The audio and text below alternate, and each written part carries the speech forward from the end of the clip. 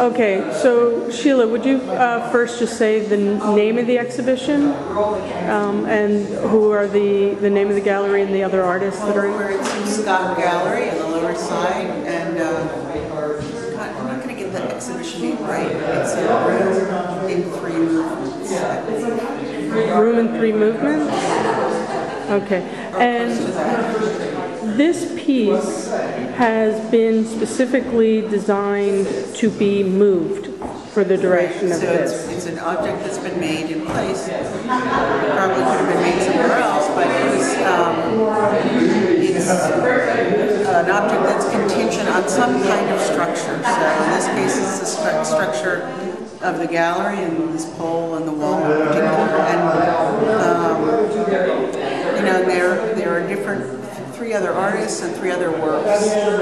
When you were designing this one, this specific piece, were you keeping the transformations and the shapes that they would transform to in mind as you were developing it? Yeah, I had this idea that I would make something that appeared to be an installation, but wasn't really. It was really an object.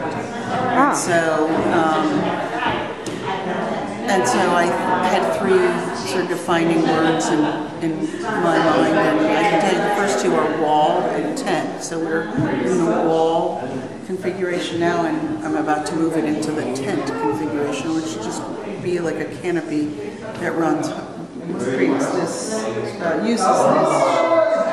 object horizontally to be 7 feet off of that wall, 7 feet there, and then again adjusted and tied to this pole. Now, in other installations that you've done, do you feel that you've had this same attitude about the piece before, where it is more of an object than an installation? Yeah, this is relatively new, that it's actually an object, and uses a lot of the same language, materials as the other work, but it's a discrete thing. It won't be cannibalized by either myself or other work, or by others, like in this series that I have ongoing now called the Common Sense series, where there's an elaborate crochet drawing installation made out of wool and cotton and soy and linen and various textures of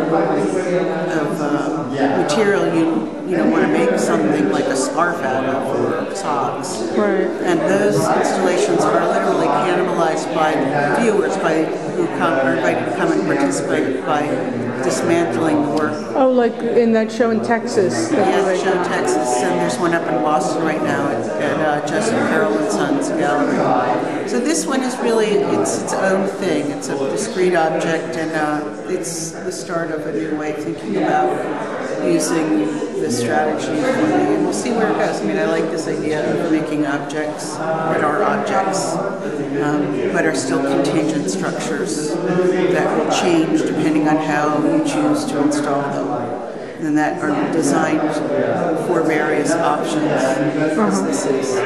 Do you think that that with previous pieces that would be deconstructed, do you think that there is now a desire that you want to see something more permanent in your work? I think so. I mean, I've been doing a lot of work, a couple of big installations a year for about 10 years, and they're almost all gone. And I have great pictures, but I guess I'm at a point in my life where I'm thinking about my own mortality, and I'm thinking about the benefits of having things last. And it's not, the experience takes on another flavor, I think, as you get older. When I was younger, the idea of demonstrating the impermanence of everything and the pleasure of that was paramount. And now I understand what that is, and I'm ready to move on to something else. Okay, thank you very much, Sheila. Thank you.